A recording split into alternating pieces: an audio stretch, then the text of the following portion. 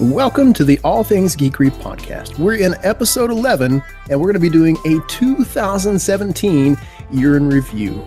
I'm your host, Detached. Hey guys, and I'm Victus. Let's start the show. All right, guys. Well, I just want to say a big thank you to all of our community for joining in. Thank you for listening to the show. Thank you for the continued support. You guys have absolutely been a rock star group, so thank you again. We really appreciate you. Well, it has been quite the year. We've had a lot of ups, a lot of downs, a lot of away from gaming, a lot of family time. We've just kind of been all over the board this year, it seems. I actually had a big thing happen. We'll get to that here in just a little bit, but our 2017 year in review is going to be starting with gaming. We're going to be doing a quick high level of basically our three favorite games of the year. Mine, yes, out of all, is still Lord of the Rings Online. I won't lie. It is going on 11 years old, for crying out loud. I mean, it's an MMO that started 11, almost 12 years ago, honestly. And it's still one of my favorite games to play. You and those five other players. With those five other players. Now, I do have to say, the game itself, when you log into it and you actually jump in, you kind of look at the graphics and you're like, why do I still play this? But it's the story. I'm a sucker for the story. With any game, as you guys know, I'm a big story freak. I love stories with lore. I love rich story content games. You could give me the best game in the world all day long, but if it does not have a story, I will not play it. Yeah, I mean, with story, that goes right into one of the games that I played. I should say more of an arrow story, very linear, is Doom. I picked it up day one and didn't play it for the longest time, but I got back into it, and man, was it such a callback to classic first-person arcade, original Doom, all the original shooters that started the genre. But also playing it I was able to play it at max graphics. Oh, gorgeous game. And hey, you know what? It's always awesome to be able to take a big gun and go shoot demons. It's fantastic. Or you get a power-up and you can rip demons in half right there. Blow stuff up. That was the whole thing of it. You get a lot of guns and you go shoot things. That was the main event of the game. And it had a decent story thrown in there, and then capped off with it. And it has an extra collection to it. That I'm a big collection freak when it comes to games, and so going through and trying to complete and find every little tidbit about the game itself. It has a good lore backstory to it that kind of delves into everything you find, adds to the story itself. Definitely one of the top games I played this year. Yeah, so I'll be honest. I haven't touched Doom except for the demo. I actually kind of stayed away from it. I played Doom out the yin-yang when it first came out back in the day, and I kind of followed the old school Doom, and of course got into Wolfenstein and those others, and just really kind of got burned out a little bit on it. I got really heavy into like your big MMOs and even your RPGs. One of the favorite aspects that I really still like about Lord of the Rings Online, again, like I said, story, and with you talking about story, Lord of the Rings, the latest expansion, they just released the Mordor expansion. So you're past the Black Gate, and people who have never played the game will know this from the movie if they've seen it. The big battle there at the Battle of the Gates, they're actually inside Mordor now. So with the story coming to kind of a close, the game still got a lot to offer. The one thing that I do have to say from a downside on that game is it has become so big, you really just kind of feel inundated with all the info if you haven't played in a long time. And that's kind of how I felt a few weeks ago when I was able to log back in. There's just so much story to the game. It's almost too much anymore. So it's one of those for me. If I've got some time, I'll hop in and play for a little while. But it's kind of lost that appeal of let's go grind all of the things. And with my personality and your personality in gaming, we're completionists. We've got to have all the stuff, right? Right. And that's just hard for me to do anymore. You know, the really big games that I got into away from PC came back to the console side. And one of the big ones was Middle-earth: Shadow of War. That game is absolutely insane.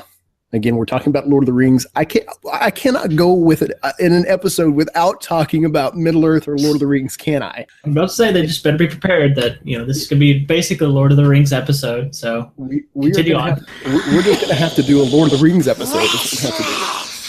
Yeah, Middle-earth: Shadow of War. Talion takes up his sword again, and you know the graphics. It's that kind of game that you start it, and the story is so rich that you want to get into it, but the graphics are so good you just want to kind of explore and see everything.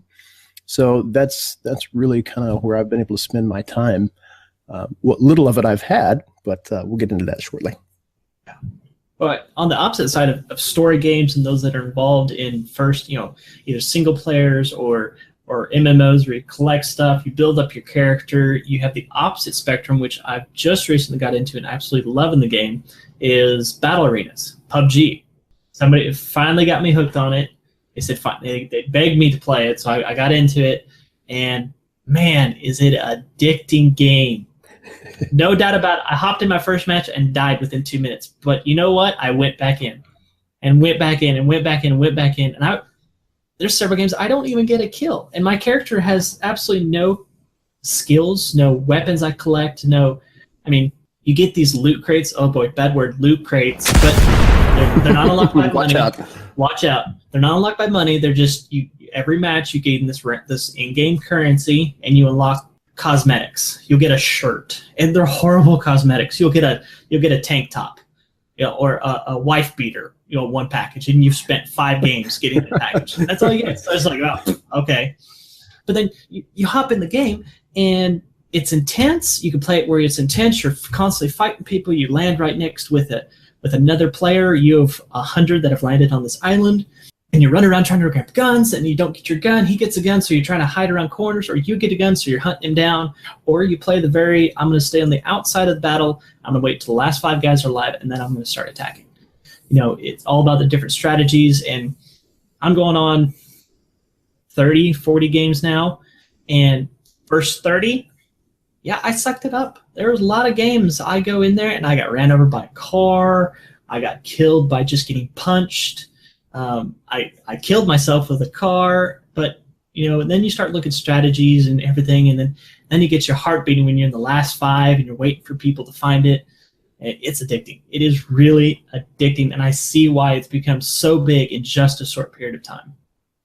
So I haven't played PUBG, but I've watched quite a few of our little group of friends, and one of them in particular has been kind of egging me on to get it as well, including you. But yes, it is. Everything that I've seen from it, it's all strategy. You've got to make sure you're working with your teammates. But there's plenty of these games that I see these guys that are really good gamers. They know what they're doing. They'll go in and, like you said, 0 kills, and they're just getting trashed. But I think the funnest and kind of what I liked about the game the most is you dive into this specific area, and you've got to basically loot the buildings, the cars, the people that you find if they're dead. You've got to pack your bags, per se. And then over a specific amount of time, that ring kind of shrinks, and now you've got a smaller area, and everybody has to get closer and closer and closer, to where I was watching a match one day, and literally these 2 guys were circling around a tree at the very edge of this island, and they were trying to figure out how, you know, where are they supposed to go and how are they supposed to kill each other if one's on the other side of the tree. So I think PUBG and things like Fortnite, I don't know if Fortnite, what I've played of it so far, they're basically the same game. One of the Fortnite is just a cartoonish version of PUBG, but you get the building aspect of Fortnite, and that always intrigues me. I love building games. Anything that you can build, like Minecraft. Minecraft was very intriguing when it first came out to me. I played it all the time, built all kinds of stuff, and just kind of fell away from the building games for a while. But Fortnite really kind of attracted me back into that building realm. Yeah, and it's a different style when you introduce that type of mechanic into a battle arena. I mean, for all intents and purposes, it has everything in the exact same style as PUBG. Some even call it an outright copycat, but we won't get into that. So, I mean, you have those that call PUBG the true battle arena because you're not building anything, you're not doing anything. It's more realistic. I've heard that term used a lot with PUBG because it's based around, people see it very similar to Arma, and people love Arma because of the realism of you grab a gun, you shoot a guy in the head, and he's dead. No doubt about it, he's gone. You know.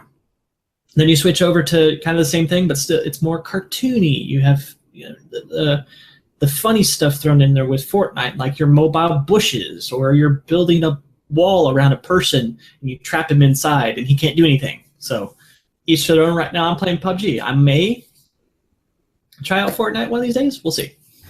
Yeah, so I don't own Fortnite. I played kind of the alpha when it first and the beta when it first came out. So I got a little bit of game time in there. But honestly, the biggest thing that has consumed my time isn't gaming, of all things, because I haven't been on the interwebs. Like I said, we'll get to that here in a little bit.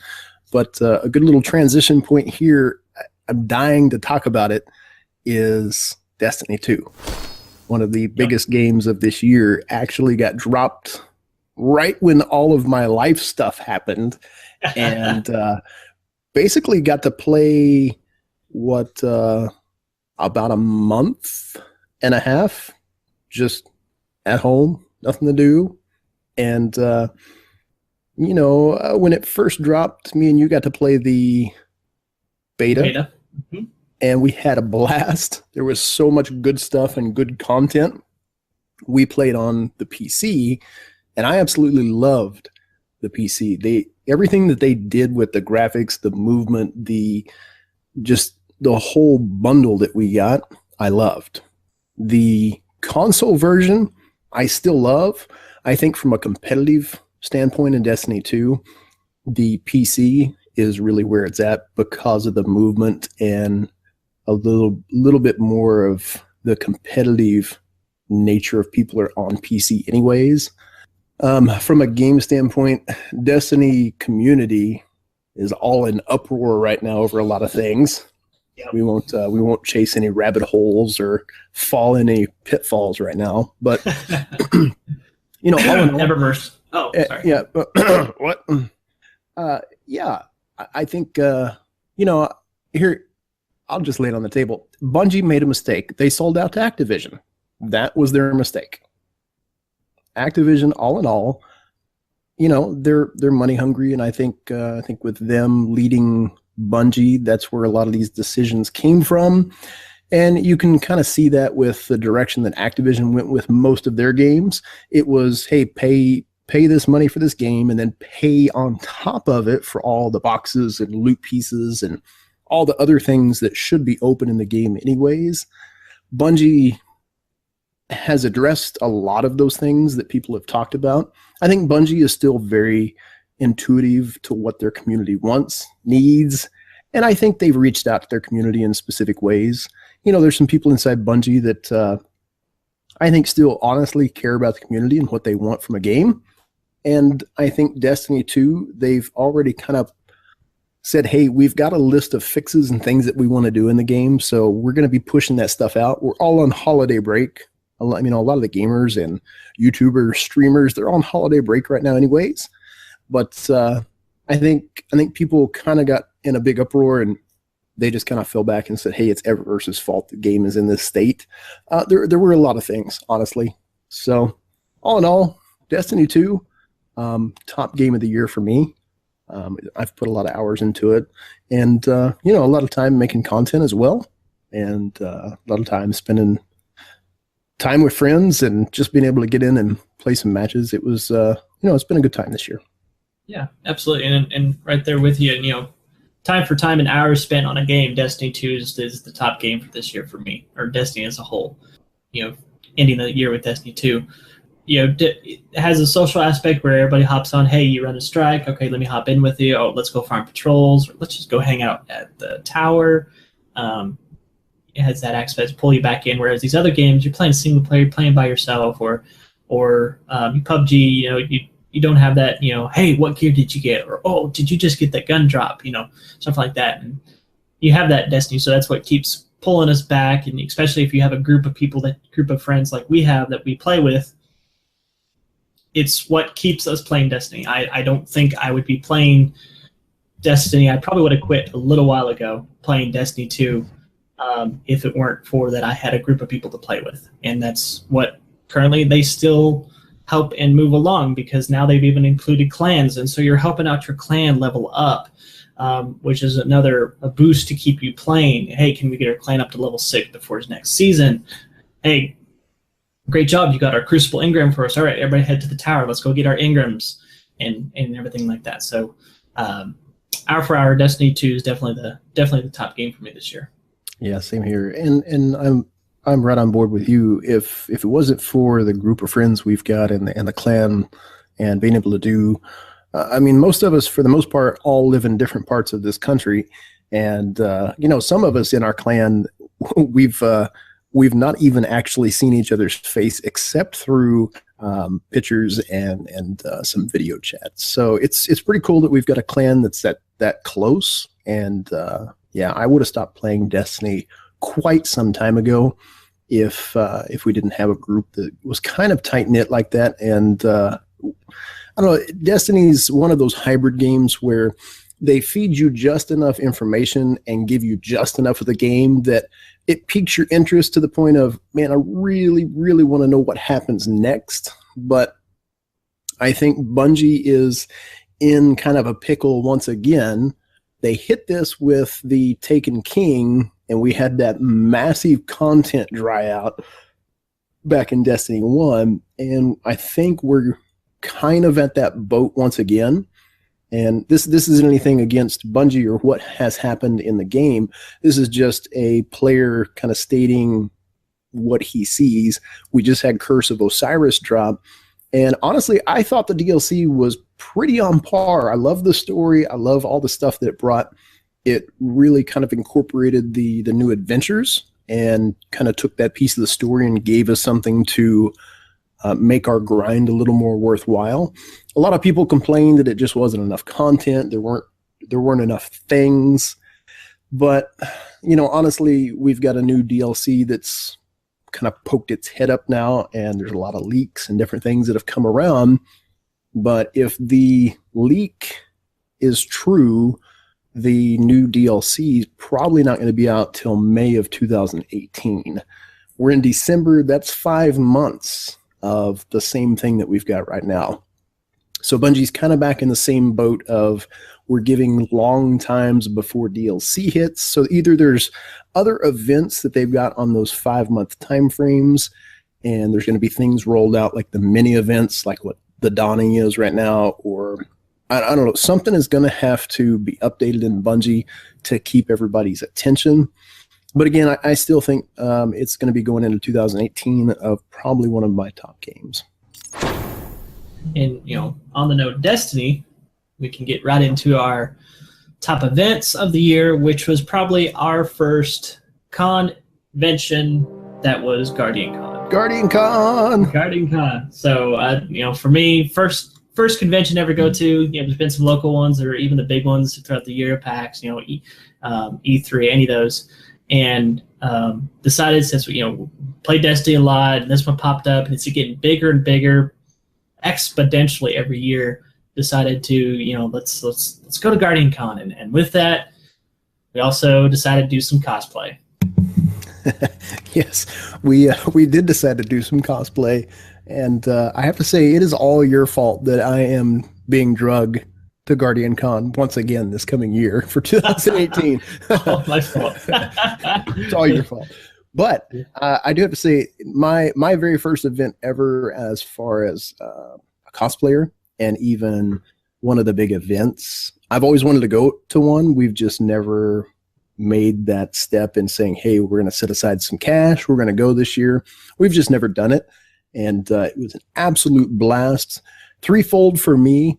One, it was just the overall experience of the event. I had kept track of the Guardian Con but never really followed any of the organizers or what they had done up until about a year ago. And when I heard that they were going to be doing the St. Jude support, that really kind of tugged on the old heartstrings. You start raising money for support in that way, and you can rally up a community pretty quick. And the gaming community is always very interesting. You've always got your top level community, and you've got your bottom level community, and you've got some toxicity on that bottom level that can happen pretty quick, and they get a little curmudgeonous when you start talking about forking over money and supporting specific things. But in order of Guardian Con, they've done a really, really good job. If you guys out there have never thought about a con or looked at one, definitely, if you're a Destiny fan, check Guardian Con out, because it is pretty legit. It was absolutely one of the big highlights of the year for me. It's all for the little lights. That's kind of the big bonus point for Guardian Con. With the St. Jude's and raising the money for St. Jude's, they have their fundraiser beforehand, the big stream event that goes on for multiple weeks, a week or so. I want to say it's at least 2, if not 3 weeks. Yeah. Basically, they send out an invite to all the big streamers out there, and they some of these guys were doing 24, 48, 72-hour streams. Basically, every hour on the hour, they had some type of gameplay, whether it was Destiny or others. And as the community, they would just invite people into the chat rooms, keep up conversations. And over that period, what was it, $2.5 million that the event raised for St. Jude's? Yeah, I think actually next year's goal is $2.5 million, because that funds St. Jude's for a day, I think it is, and then we raised via that main fundraiser like $1.5 million, which was recognized as the biggest fundraiser for a event and this year. So from a convention. Yeah, mind-boggling. Just the fact that it took that much money to run that hospital for one day, because again, St. Jude's doesn't charge the families for their children being there, which is amazing. The amount of support that hospital does for kids and families, it's mind-blowing. So that's another reason that I like supporting Guardian Con, is because of the cause that it goes for. Like I said, it's all about the little lights. So I'm anxious to see the theme for this year and what they do with Destiny 2. As far as cosplaying goes, that was a huge highlight for our year. We got to spend countless evenings whittling away. Countless.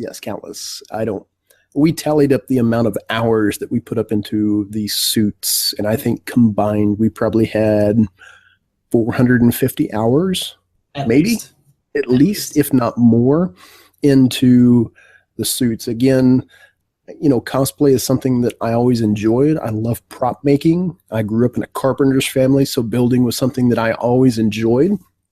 So a big event came about. We had a chance to, 1, support the kids, 2, do something that we loved in building, and 3, it was all about a game that just kind of stole our hearts away and really brought a really cool story to the community. I decided, as always, a hunter is what I mained in Destiny. For whatever reason, that just seems to be the class in any game of MMO. I've always gone for is kind of that ranger, bow and arrow, stealthy, sneaky, best in class. You just had to go with the Titan. I think the best class in the game. So big armor over compensation. Yeah, I mean the whole experience of building up for Guardian Con and doing the cosplay, starting from nothing. You start cosplaying, you have sheets of foam, knives, and glue. Foam mats. And foam mats. Exercise foam mats laid out before you. We're going to turn this into one of a cosplay that's going to look like gear you can get right out of the game. And there were some days, I was like, can we do this? Are we really going to be able to do this? Especially there's time crunches and There were a few days that we were sweating big time. There was. But then, you know, the last couple of days as you're applying the paint and you see the pieces come together, you just stand back and you go, wow. Yeah, wow. It really, you get to see what you created. And we learned some things about ourselves too, things that I think we didn't realize that we had some creative talent in areas. I kind of learned something about myself that I actually turned out to be a pretty decent painting and weathering artist. Yep. I did not. Yeah, I did not realize, but I just kind of had the eye for it seemed, and I enjoyed doing it. And I think that made the whole difference. It doesn't matter what you're in, whether you're gaming, whether you're a writer, whether you're a podcaster. I don't think, as long as you enjoy doing it, you're going to make it excellent. And I think we found something that we really loved doing. The cool part was kind of seeing the finished product, like you said. And the cool part was when we were there, it was the funniest thing ever. We walked in, guys, it was like 182,000 degrees, and it was so humid, like you could just see waterfalls coming down. It was so hot. It was in Florida, fantastic place. Basically, we decided, hey, we're just going to hang out, let this gigantic line of people come through, and then we'll get dressed and go inside. And as soon as we walked through the door, we had the entire convention like flood the area for pictures. And honestly, we had people asking us, man, it's so cool. They brought people in for the convention. Love taking pictures with y'all. I thought that was funny. The suits turned out way better than I could have ever imagined. Mine is actually, it's almost intact. There's some things that kind of fell apart during our move. Yeah. But that was really my first cosplay build ever, and I learned a lot of techniques. And I've got a new suit planned for next year, but I don't know if I'm going to have time to be able to put it together. Yeah, I mean, the whole experience of being able to, you know, have this cosplay suit of, you know, for me personally, that was a whole kid aspect of me. I've always wanted to, you know, as a kid, you know, dress up as a Power Ranger, or Halo came along. Hey, I want a Master Chief armor. But now Power Rangers. I did. And being able to finally create this suit and walk in there, and you are now your own guardian. That was the surreal moment. I created myself from Destiny. Yeah. You know, and being able to walk in there and display that and have the reaction and then the compliments on it, you know, it all made it worth it. That the multitude of hours we put into it is like, is this really going to work out? What's going to happen? And then it happened, and then it's like, wow, amazing experience. And then just the event itself, you know, going from there into seeing all the different groups of content creators that show up. The main ones, you have Gothalion and assisting Professor Broman. You have My Name is Bife. You have the Guardian Podcast Radio. Multitudes others show up for this event to all support and help the Little Lights. And you even see all the little artists that show up, from the painters to the picture creators to all of them. It was great to see all that work going for a single cause. Yeah, I think when you see it from that perspective, the community is really more than just gamers. It's real people. They've got real dreams, real creative aspects of their lives. They come in, and the game is just what drew them together as a community. They were a community before the game, right? They had something that they were part of, and they brought that heart. They brought that creativity. That's what I love about the Destiny community. It's much different than any community you'll find out there. It kind of just becomes a big old piece of family. And again, you're always going to have it in your gaming realms. It does not matter what game you're in. You're going to have a top level community, and you're going to have people that you just can't play with. They're very toxic, and every gaming community has them. Yeah, you do. And it's those events like Guardian Con that even with the toxic people, it brings most of them into the circle, and we can all support a single cause. Yep, it does. It sheds off all of those walls, and you know, I think that's really the big highlight for that event is just bringing everybody together. That was really the big kind of gaming event for me. The other really big event for me was I packed up my family and we moved to the East Coast, and we are finally situated. It was quite a long transition. It's funny how everything took place. And basically a door came open. I accepted a new position out here, and they took care of everything. That's why I was saying literally I had like a month and a half of doing nothing, of just hanging out with the family, hanging out at the house, was able to play, do different things. And it's because the company was taking care of our pack. They moved us, they unpacked us. But in the midst of all that, I was disconnected from a lot of the community because we were in places that we didn't have the interwebs. And we lived in a hotel for 3 months that was about as big as my keyboard. And, you know, when you've got 3 kids, a wife, and 3 animals, that shrinks down to about the size of about the F key. And, you know, it gets a little cramped in there.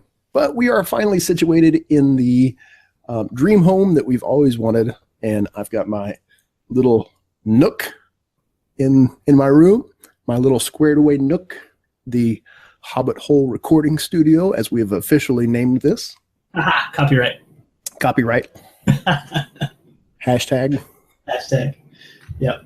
Yeah, and my big move is not quite as big, but we finally got, I would consider it our dream home, one that ever since me and my wife got together and got married, we've been wanting one with a certain layout and certain scenery, and finally jobs and everything allowed us to get it. We bought it early this year and getting moved into it, and finally have the gaming cave, man cave, whatever you want to call it, that, you know, I have plenty of room to do stuff in. I have my gaming setup now set up. You know, I have plenty of room to provide for her, provide for my daughter, and it's got a great community. So besides gaming events, that was my other big event of the year, was finally getting into our basically dream home. So it's funny. We live on different sides of the United States, and yet we have basically done the same exact things to our family. Mm-hmm. We're absolute huge nerds. Our wives love us because of it, and sometimes it kind of annoys them as well. But my wife won't ever say this, but she's a bigger nerd than I am. So it's recorded now. It's recorded. I'll make sure I edit that out of the podcast. She does listen to this thing.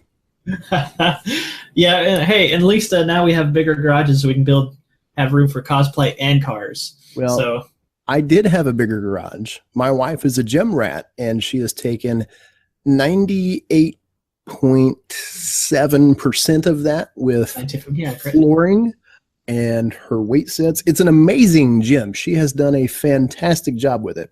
And I came home one day and she said, "Here's your space." And it was like a 3 foot wide by 6 foot long piece of concrete.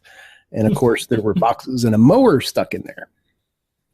How am I supposed to build it? She's like, "You can't build things in my garage because you're going to get dust and all this other stuff." So I've got some sweet talking to do because I've got a fairly large backyard. I could potentially have a man cave in the backyard for building. Because again, I grew up in a carpenter's family and I love to do woodwork, but I really got into the cosplay thing and love making props, and I've got some new things prepped and set aside for projects this coming year. But one of my first projects that I have to do, this goes into gear and things needed to upgrade the space, is I've got to have a new desk. The area that I've got for my room up here, I'm going to be building a L-shaped desk.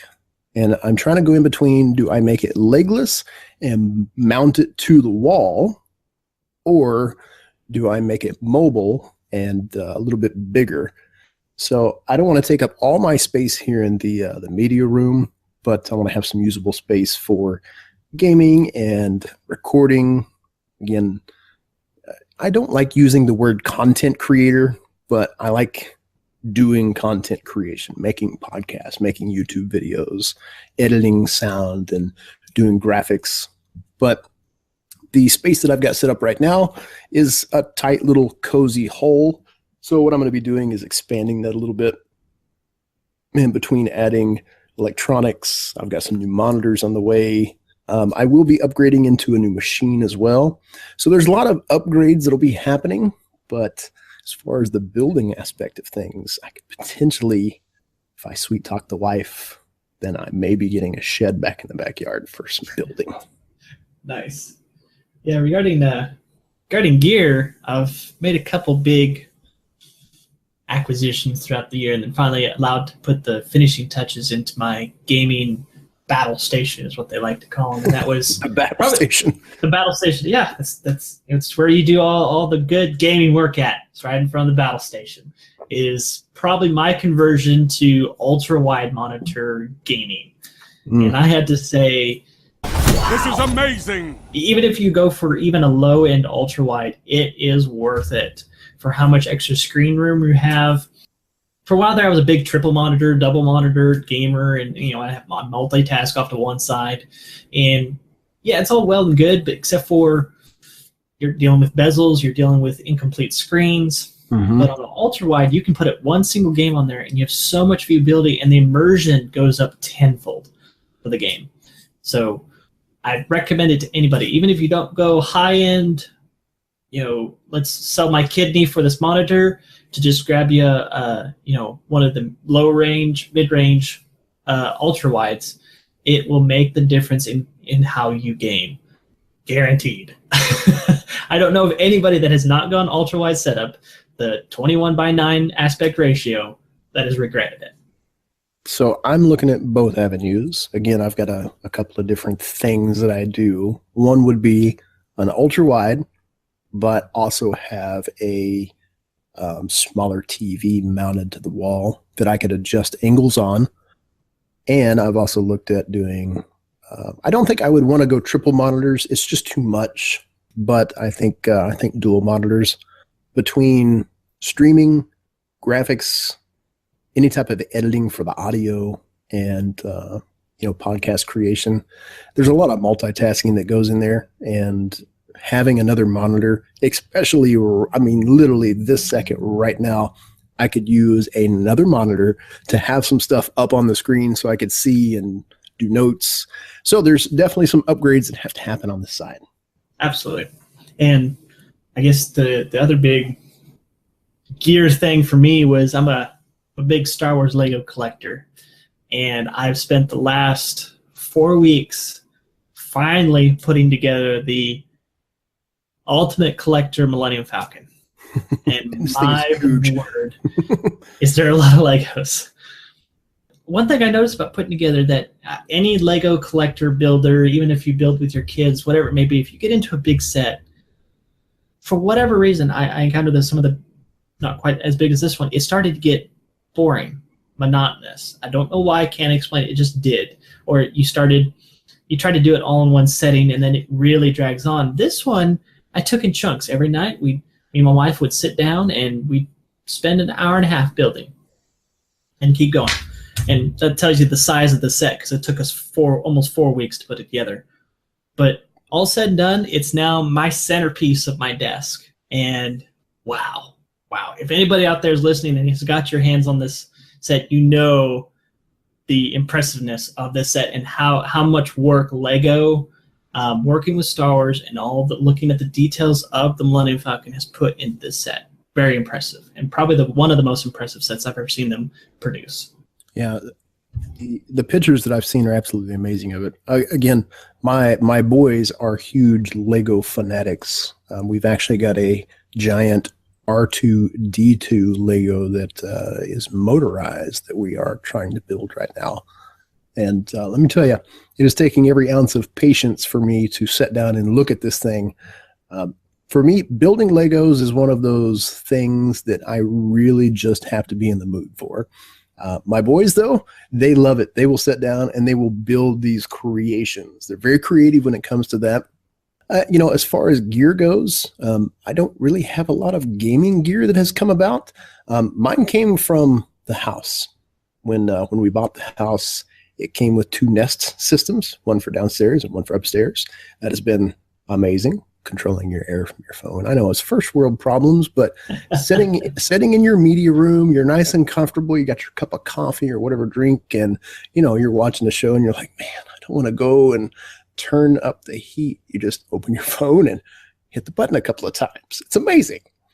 And outside of that, another really cool piece of gear for my media room is my LED flaming light bulb. This thing, it kind of gives you the old school feel. I'm sitting next to a old lantern, or maybe somebody just lit a candle.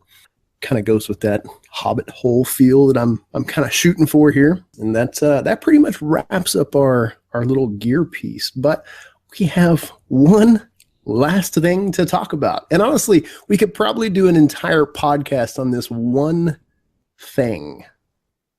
But it is a love from both Victus and I. We did an entire podcast on the first one. We haven't even talked about the second one yet. And I just watched it tonight.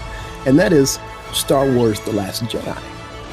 Now, we could probably go another hour and talk about this, but I wanted to give you guys kind of a quick little high level of what we thought of the film. We've got a group of guys that actually started a chat message for everybody who has seen the movie. And they literally invited the entire group and started chatting about it and talking about it without everybody seeing the film.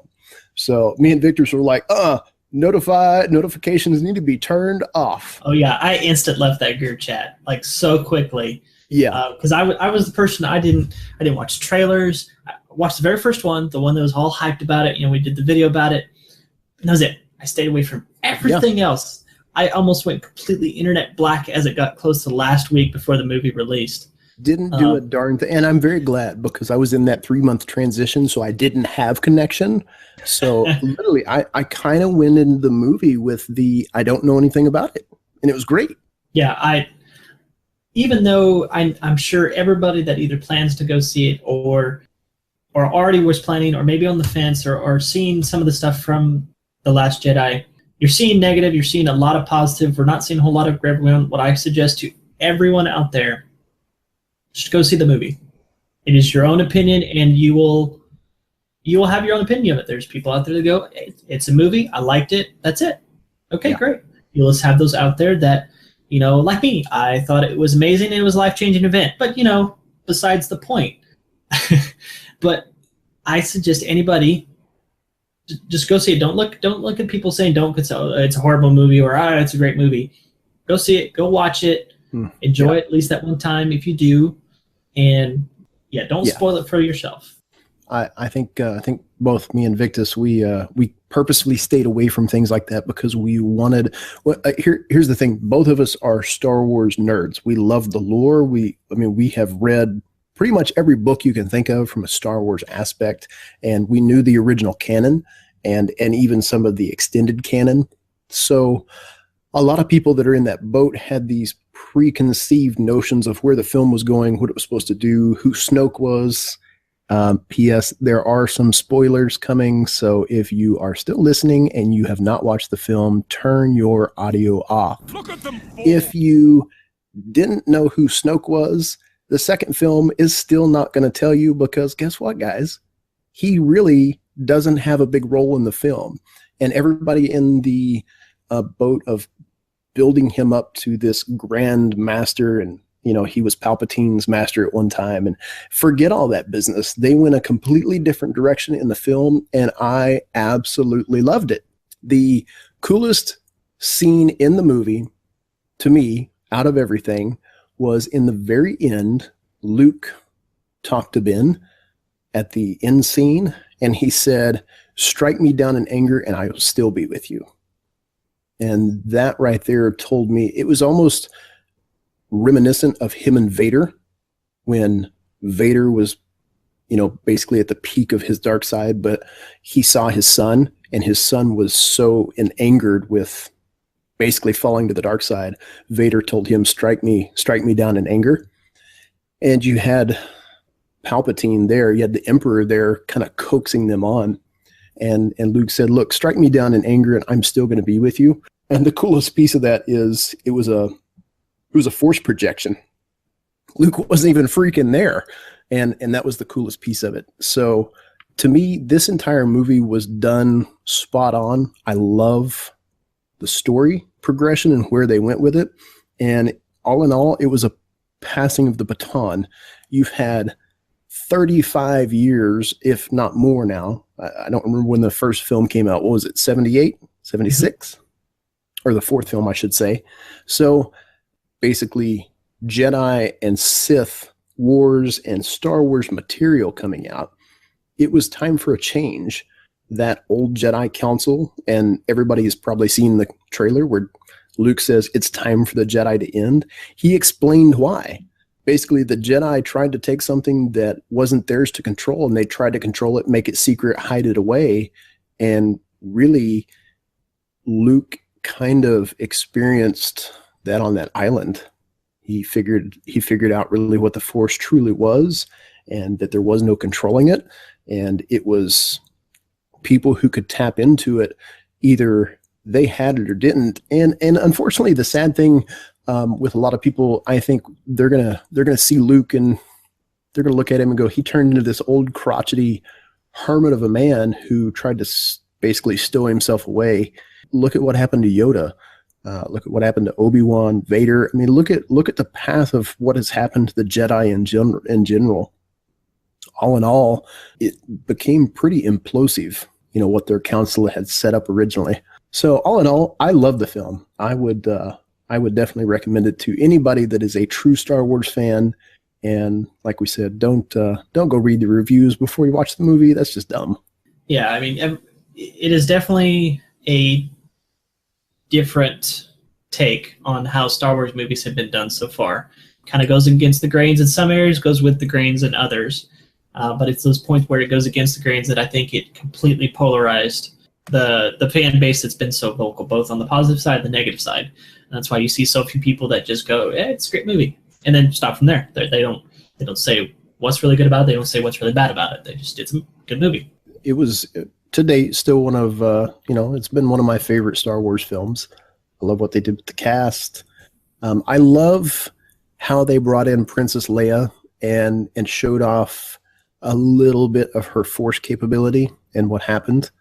So all in all, I'll say this. If there was to be a script that I would have wanted to see, it would have been the actual canon of the Solo kids and the Skywalker kids and what truly happened with basically the Emperor and him killing his master. And I think that storyline, all in all, truly would have been cool and would have been good to see from an original canon. But with where we're at in the Star Wars films and the new generation of kids and the people that are coming up, I mean, some of the generation of kids didn't even know what Star Wars was 5 years ago. I mean, they saw toys, but they didn't know 1976 what George Lucas was really trying to get at. So I think the passing of the baton was a really kind of ingenious idea. Yeah, I mean that's basically what my opinion is that it was made for the next generation. You already had a firm foundation in Star Wars, and so they needed something else to bring in the next generation to get interested in as well, to be interested in the story. Let's find out the background. And they're going to create a new background for Star Wars, and goes from there. Yeah, when Luke came in and said, look, I'm not going to be the last Jedi, it was a perfect tie-in to the film being called The Last Jedi. That was just him acknowledging, look, you can't kill the Force. It's what sews the universe together. There's always going to be good. There's always going to be bad. There's always going to be Jedi. There's always going to be Sith. There's always going to be something that has to be fought. And at the very end of the movie, you get to see this little glimpse of hope for the next generation. You saw that kid walk out of the stables, and they had given him one of the rebellion rings. And I thought that was a perfect way to bring in the new generation. If there's just a slight little bit of hope of how are we going to rebuild this, we don't rebuild it with the people who are already 65 years old, 70 years old, who have been fighting these wars all their life. You start with a brand new generation. I think it was perfect. Yeah, completely agree. Well, guys, that pretty much wraps up our 2017 year in review. It's a very high level. We have had, like I said, lots of ups, lots of downs, lots of good times, lots of times away from gaming. We've had a ton of stuff. We probably could have made this a 4-hour episode, but thank you so much again for joining in over this past year. It has been a pretty crazy year. We have definitely not been consistent with the podcast. That's what we're going to be shooting for in 2018. We will see you guys next year around the end of January with brand new content. And we also have just recently switched over from our Libsyn account. We are now over on Podbean. All of those links are going to be down in the description. So check us out on our social media. We're out on Twitter. We're out on Facebook. We're out on YouTube. You can find Victus out on Twitter as well. He is quite active about yelling and screaming that he still has not gotten the better devils in Destiny 2. Yeah, I'm cursed. Cursed, tell you.